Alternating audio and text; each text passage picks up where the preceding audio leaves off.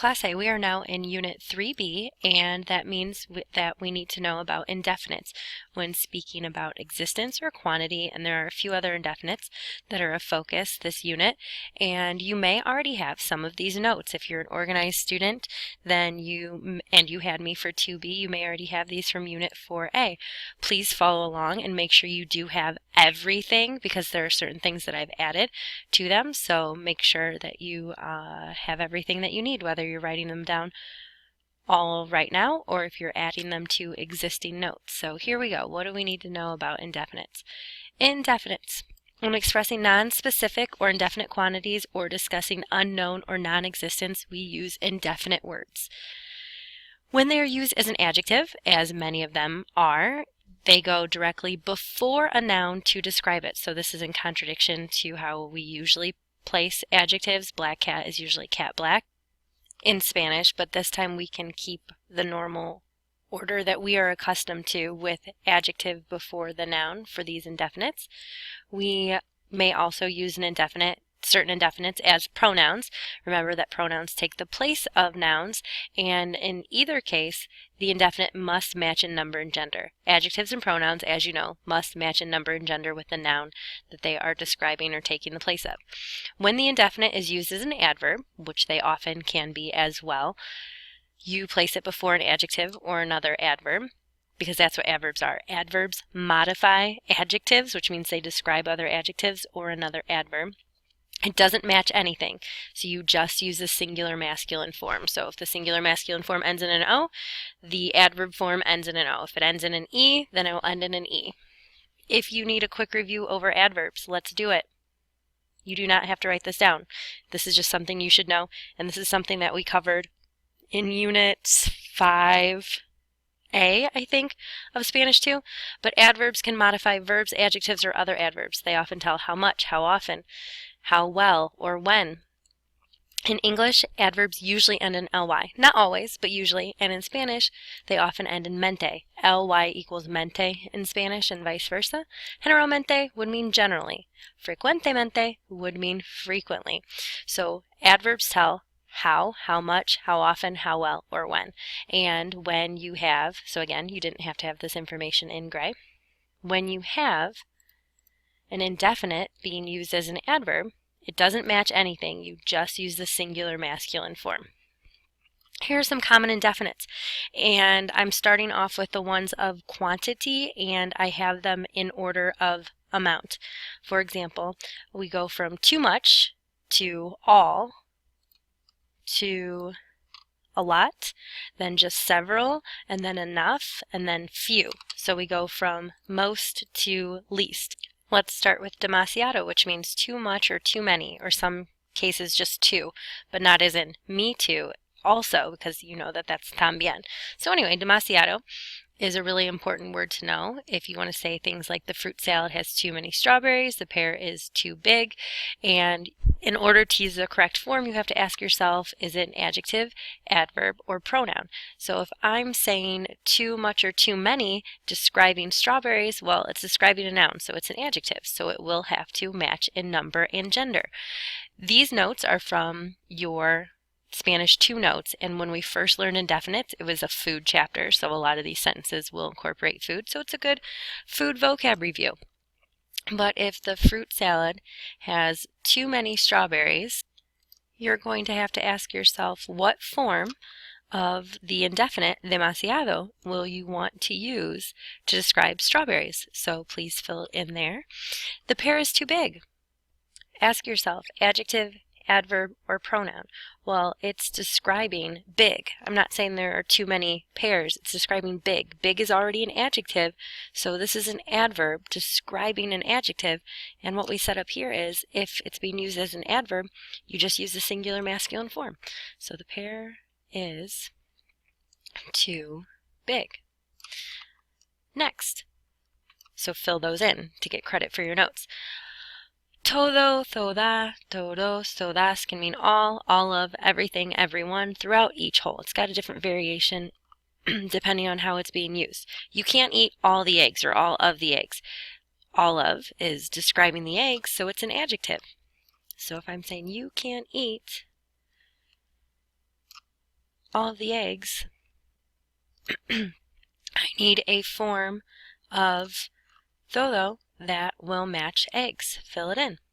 You don't have the peas, I have all of them, or every one. I'm describing all of the peas, but peas isn't in here, so that means it's a pronoun taking place of peas, or too many peas, or I mean all of the peas. So you don't have the peas, I have all of them. I need the pronoun that matches peas. Fill it in. Moving on, let's talk about much, many, a lot, a lotta, which is different forms of mucho. We sell many onions. Many is describing onions, so it's an adjective, which means it will have to match. We sell many onions. Please fill in the correct form of the indefinite mucho. The onions don't weigh much or a lot. Much or a lot is describing how much they weigh, which is a verb. Describing a verb means you have an adverb. Please refer back to what we said about adverb forms and fill in the correct form, don't weigh, of your indefinite mucho. All right, we've got a new one. Barrio, barria, barrios, barrias means several or various. And in this sentence here, I have seen several blank. Several will be describing whatever noun you decide to put on the blank here, and I expect to see 2 complete sentences in your notes for this example. And keep in mind, several is describing whatever noun you put here, so it will be an adjective, and you will have to use the adjective form. I'm not going to show you any of this sentence because you are perfectly capable of saying what someone has done and using the correct form of several, depending on whatever noun you use. I want to be able to find this very easily, so make sure that it's either highlighted or starred, or, I don't know, you put a post-it to mark it in your notes so I can see that sentence to get full credit on the first time around. If I have to send you back, you're not getting full credit. All right, bastante, also new. Only has 2 forms because it ends in an E, which means that it can describe something masculine or feminine, so it only has a singular masculine form, and it means enough or sufficient, being used as an adjective. And if you're using it as an adverb, which we've learned it before in adverb situations, it means pretty or quite.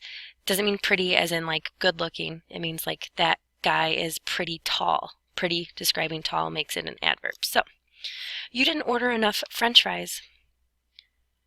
Enough is describing French fries, so it's the adjective form. So if I'm saying you didn't order, that's going to be the past. No pediste enough French fries. If you remember, French fries is papas fritas. And please fill in the correct form of the indefinite bastante to match French fries. I ate enough. They are quite cold now. We have 2 uses of the indefinite bastante in these sentences. I ate enough, referring to enough French fries, makes it the pronoun form.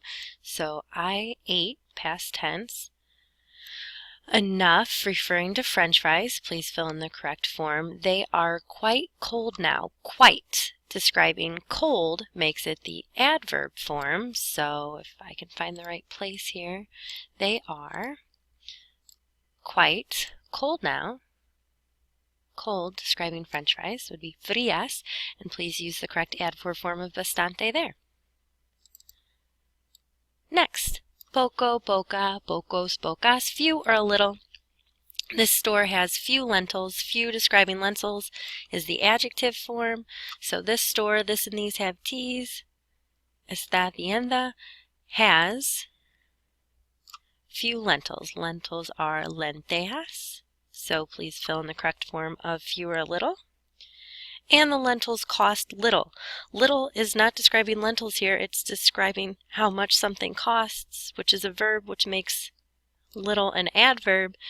And so the lentils are still las lentejas, cost, cuestan, and please fill in the adverb form of the indefinite poco or pocas. All right, we are nearing 10 minutes on this video, so we're going to bring this part 1 to a close now because we've covered the indefinites of quantity. We can move on to the ones of existence and the few others in part 2.